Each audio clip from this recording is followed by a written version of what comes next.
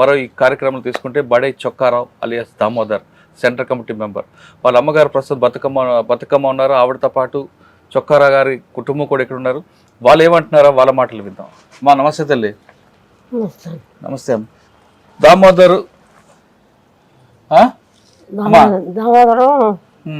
ఎప్పుడు వెళ్ళిపోయాడు? తర్వాత ఎప్పుడు కలిశాడు? నీకు కలిశాడా కలలేదా? ఎందుకు వెళ్ళాడు అసలు అటువైపు?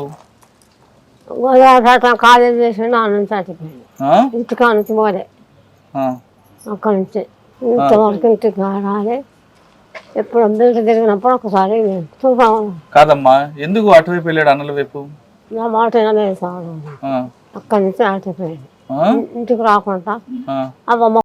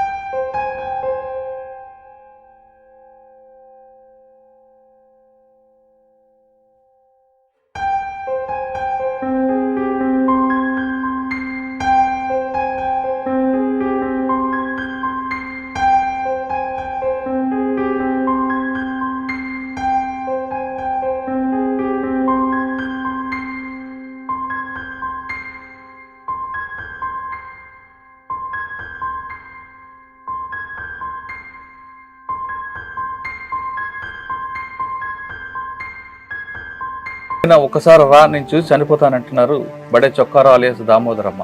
ఇక బడే చొక్కారావు కుటుంబం ఉన్నారు. వాళ్ళతో మాట్లాడి వాళ్ళ ఆర్థిక పరిస్థితి ఎలాగుంది, వాళ్ళు ఎలా జీవనం గడిస్తున్నారు అన్న విషయం వాళ్ళని అడిగి తెలుసు. బడే చొక్కారావు అన్న కూతురు ప్రస్తుతం ఉన్నారు. ఆమెను అడిగి చాలా క్లారిటీగా తెలుసుకుంది. అమ్మ నీకు చెప్పమ్మా, మీ నాన్నగారికి చెప్పుంటారా మీ చిన్నాన్న నేను చూడకపోయినా అన్న ఎందుకు వెళ్ళాడు, చిన్నాన్న బాబాయ్ ఎందుకు వెళ్ళాడు, అటువైపు ఎందుకు వెళ్ళారు, వెళ్ళిన తర్వాత ఎప్పుడైనా నీ పెళ్లికి గాని వచ్చాడా, అప్పుడు నానమ్మ పరిస్థితి బాగాలేదు, ఏం చెప్తాను? రాలేదు సార్, ఎప్పుడు నేను కూడా చూడలేదు, ఎట్లుంటాడో కూడా తెలియదు.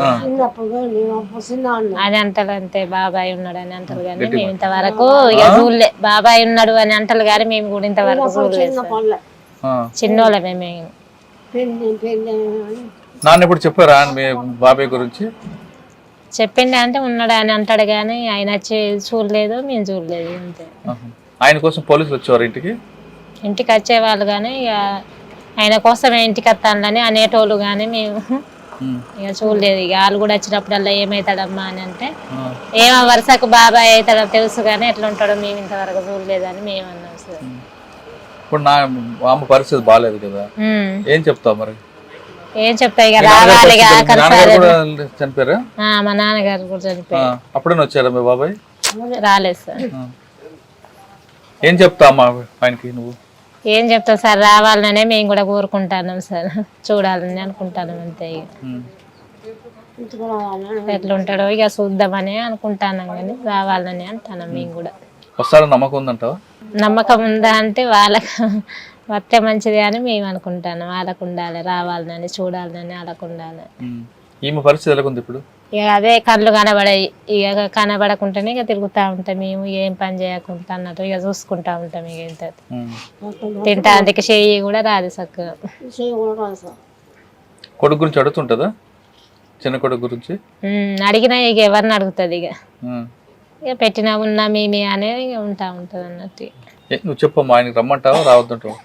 రావద్దని నేను ఎందుకంటే సార్, రావాలనే కోరుకుంటాను మేము. ఉంటే మంచిగా ఉండు ఏమో అని ఆశ మాకు కూడా, అంతే. చెప్పినా నన్ను మీ బాబాయ్ని చూసావా చూడలేదా? చూస్తే ఏమని చెప్తావు?